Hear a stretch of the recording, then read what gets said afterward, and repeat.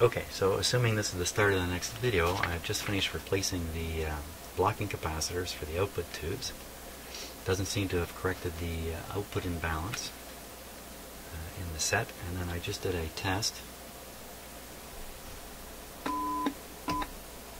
by injecting a signal into the grid of each of the tubes.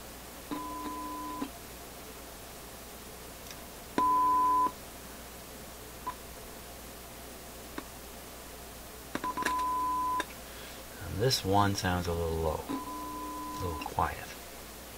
Why that is, I don't know. But I'm going to back, it's not a significant difference yet, so I'm going to back up further and apply the signal to the grid of the 1286s. And the grid is pin number 6, no, pin number 1.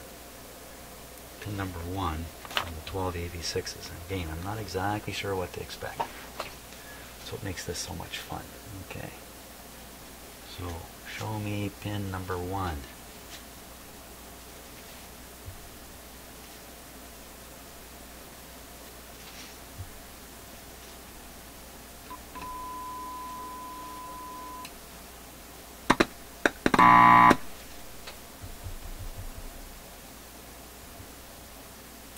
Well, that's quite a difference. Let's just try that again. Pin number 1.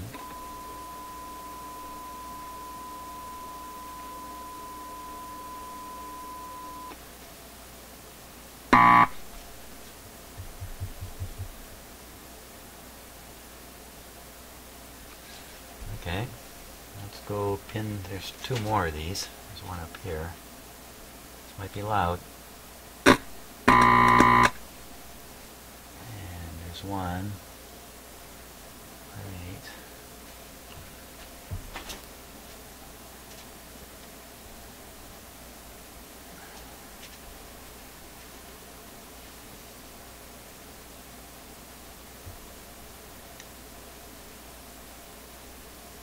Here. Wait a minute. Wait a minute. That's not it. That's not it.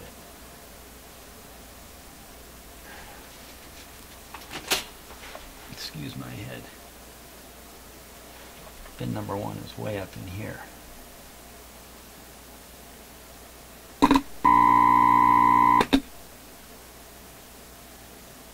That's 1, this is 1.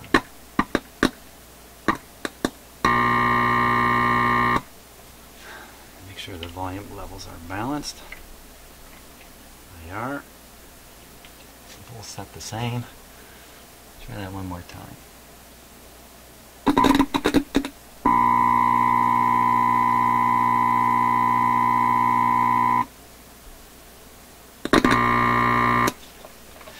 It's more powerful still out of this channel.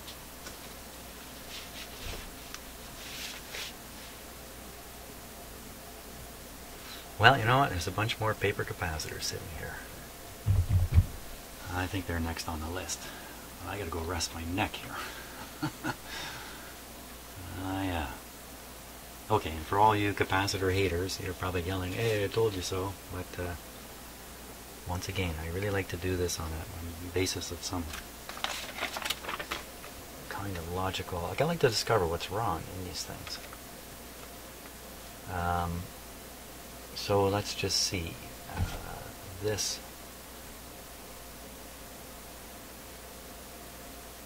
Yeah, so look, there's another 0.047 200 volt blocking capacitor there, and one up here going to the grids. These two. Let's do these two first.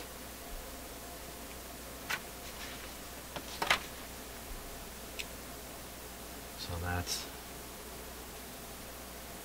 those two right there. Yeah, 0.047. I can see it right on them. Those two guys. Hey, let's inject the signal on the other side, other end of those capacitors. That would be.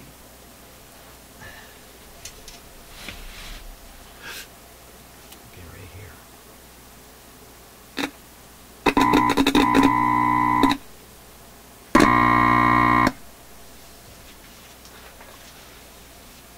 I mean, not only are those blocking DC, they may be doing that successfully, they may have lost their capacity and they're not conveying the signal properly.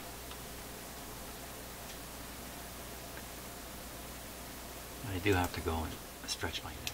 Okay, so one of the things I didn't do, which I probably should have done, was after replacing these capacitors, check those grid voltages again. So I'm going to run through and do that.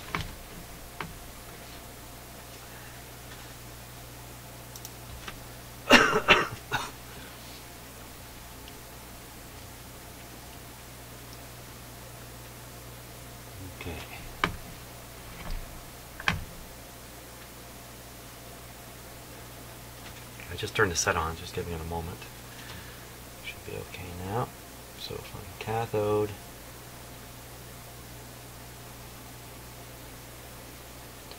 to grid. We see there minus 3.8. This was the one here that was looking kind of weird.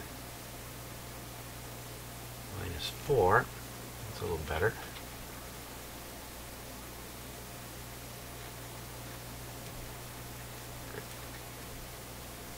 Minus 4.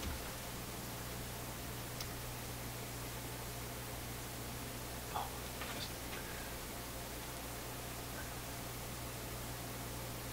Minus 4. How come this one's still not quite right? Let's check it again.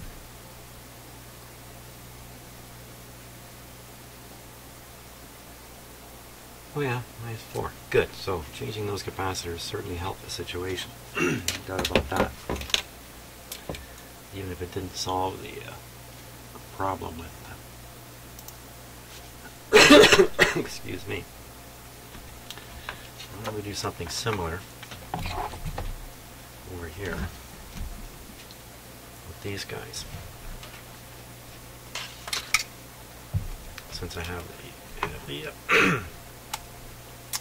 have the set on now. So the blocking ones, there and there.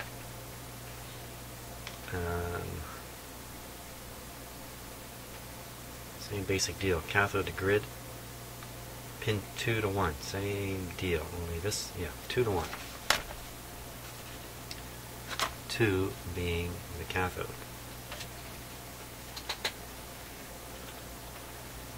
Easier to do up here.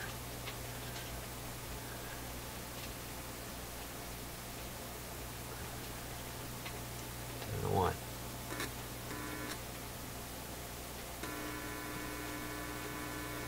Nothing. And it's a little more awkward down here.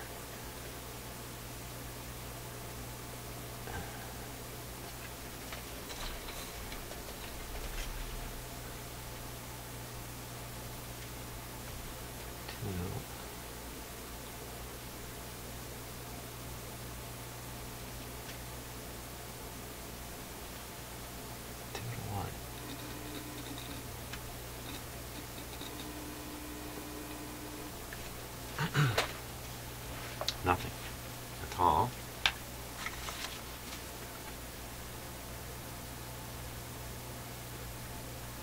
Let's read across those capacitors just to see what the heck is there.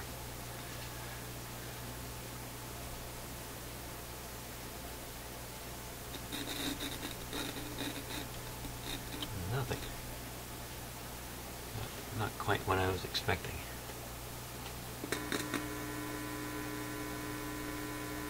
Nothing.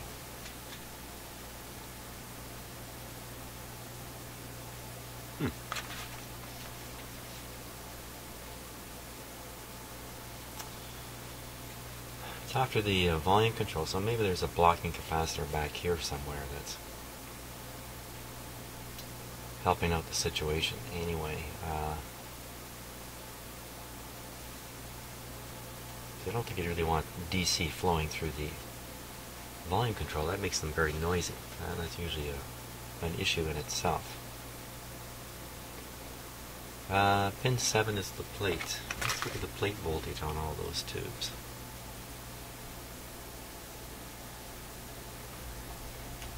200-volt scale. What did I say? Pin 7? Yeah. Pin 7. 46, 7, 5 and 7. Wait a minute.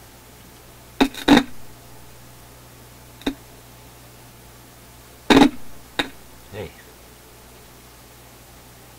What's the story on that?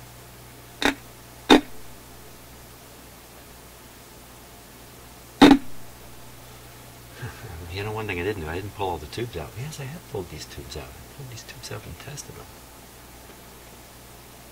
At a glance, it looks like a cold solder joint.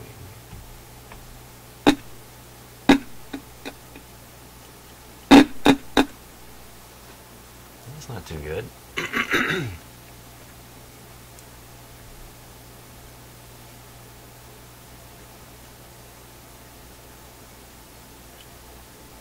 You get a 0 on that. 47.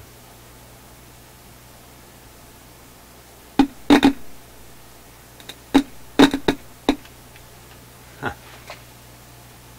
Might be it right there. Either a bad pin contact or bad excuse me.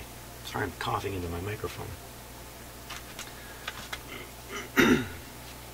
Bad pin contact to the tube or bad solder. It does not look very good.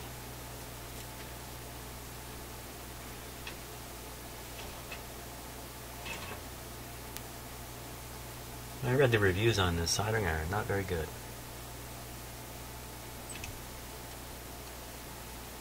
I've also taken a step to try to improve the contact up in here. That was beautiful. Power on again.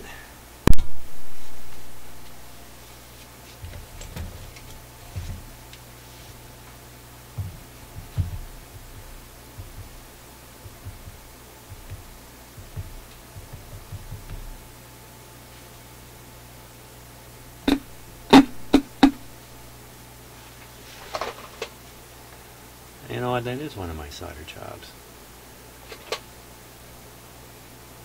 That is my own wire there. But, shorting here? Oh, power off.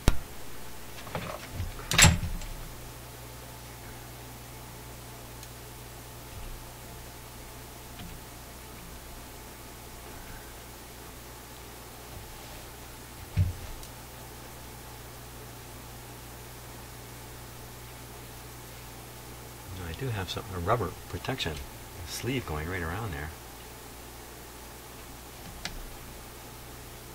Let's power back on.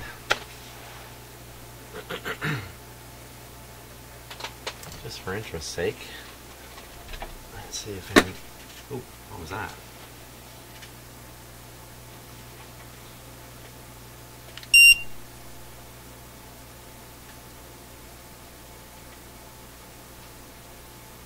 $28.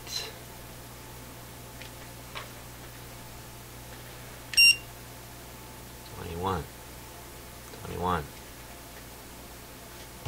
$29. That capacitor is warming up. It's gotta go. But that's next on the list. What's going on here? There's a little bit of a short circuit occurring.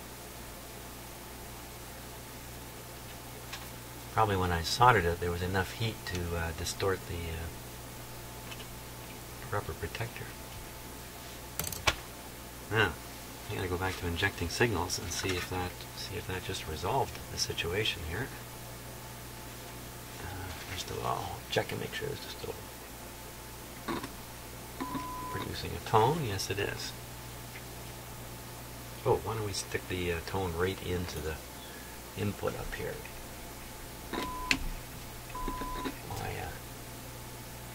Why not? Okay.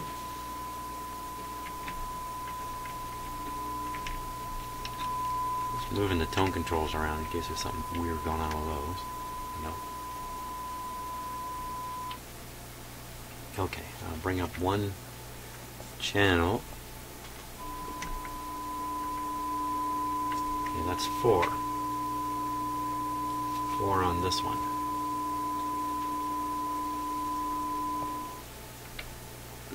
Four on the other one. Oh my, that sounds pretty similar. Yeah, to my ear that sounds pretty similar. We're on the mono setting. Let's go stereo. That's stereo.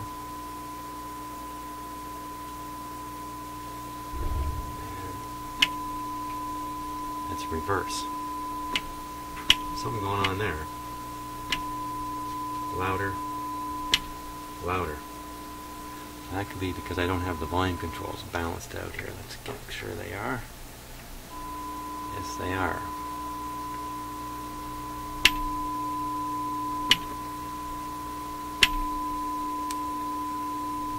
You might be able to hear that stereo in your this effect in your in the video.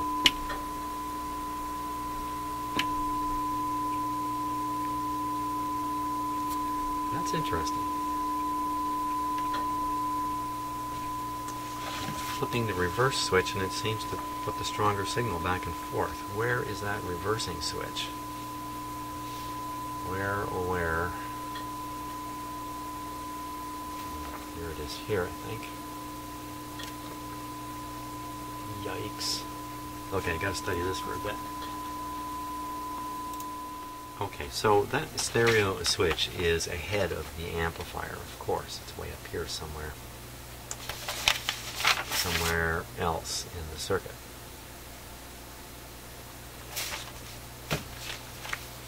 And since it's flipping the inputs like this,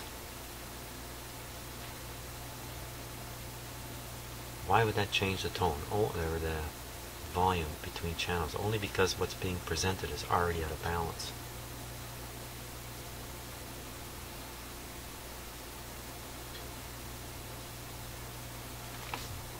Okay, back to studying. I blew my own theory. Okay, enough studying. This is switched off. I'm going to go ahead and change out these 2 capacitors. And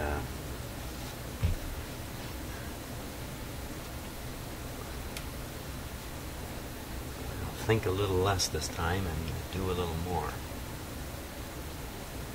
Okay, so I think I'll go after this one first here.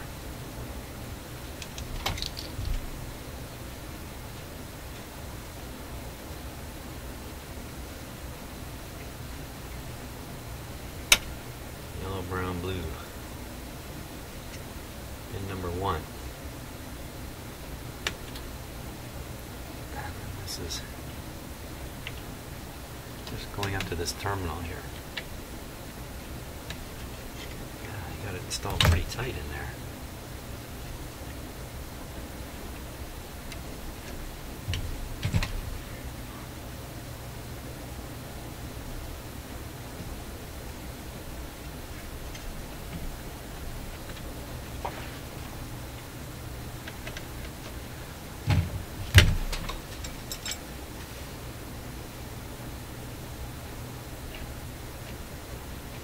Some room to get my cutters in.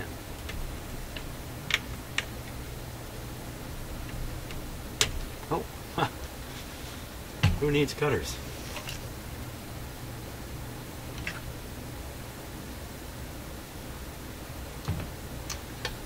.047. Lucky I ordered a bunch of those. Okay, we'll snug this right up tight.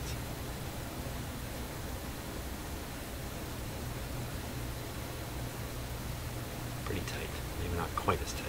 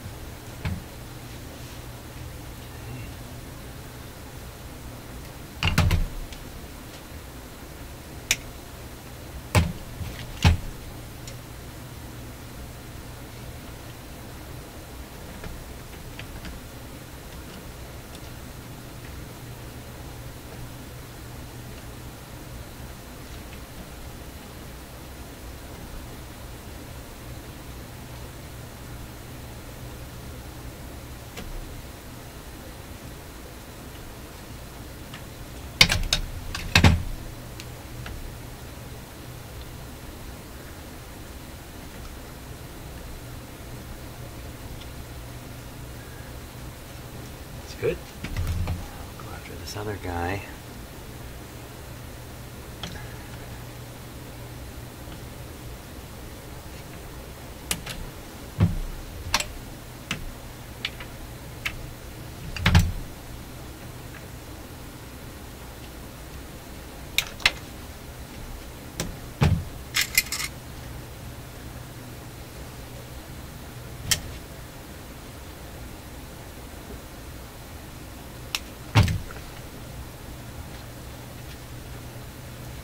I didn't make it too short already.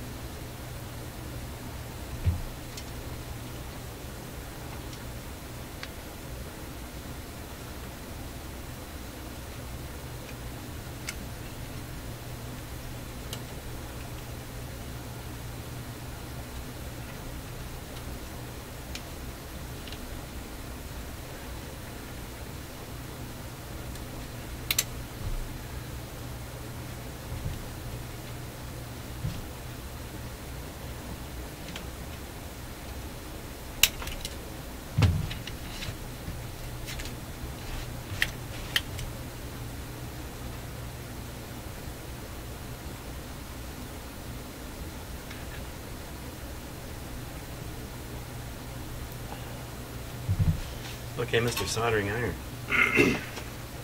Now, I've tried to improve the electrical contact right in here. See, this piece pops right out. This is where the heating element is. But I think the electrical connection is a little wonky in here. I think that's where I was having trouble. So let's see.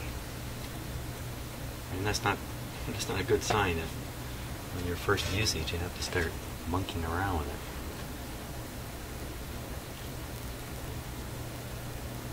Let's see how fast it heats up. There we are. Well, it is fast.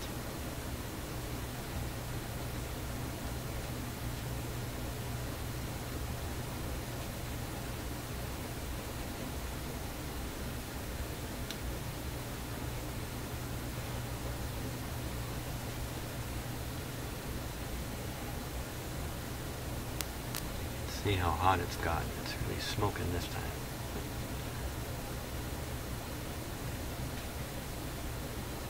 It's a hot soldering iron. The rating on it is hot.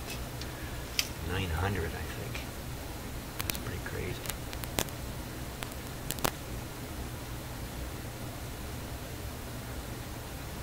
It's working nice now.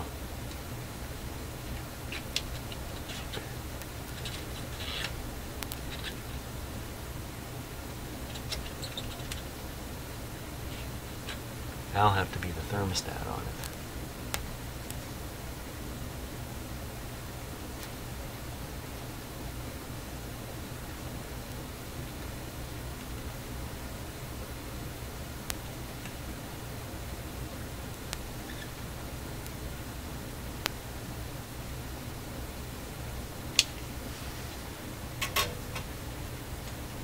That was better. Inside the where the pin fits in, there's one of those, just like in your headphone plug. There's a contact, and the pin comes down and bumps the contact. I reached in with my screwdriver and bent it forward a little bit like this. I think when you're working the soldering iron, the contact's getting worked back loose. I think that was my problem. So you need to be gentle with it. It's not as rugged as maybe some. See if we manage to solder things, though. Yeah. Yeah, it's good. That's good. Let's try it. Power on.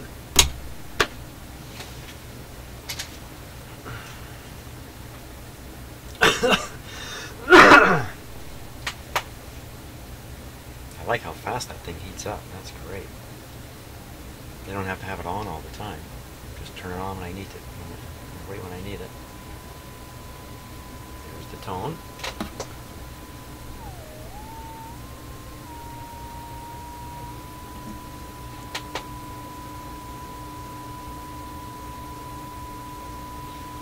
I should probably turn this on full voltage too, full power to, well, not until I change out that guy. Okay, there it is. Let's try the reverse stereo thing here. No. Still doing funny things.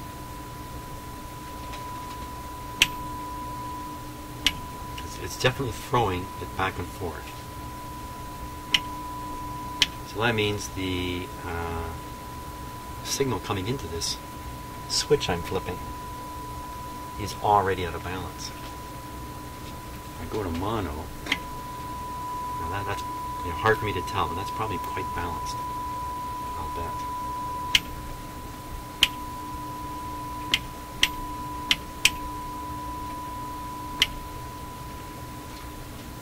Okay, so how can that be? Okay, study a little more here.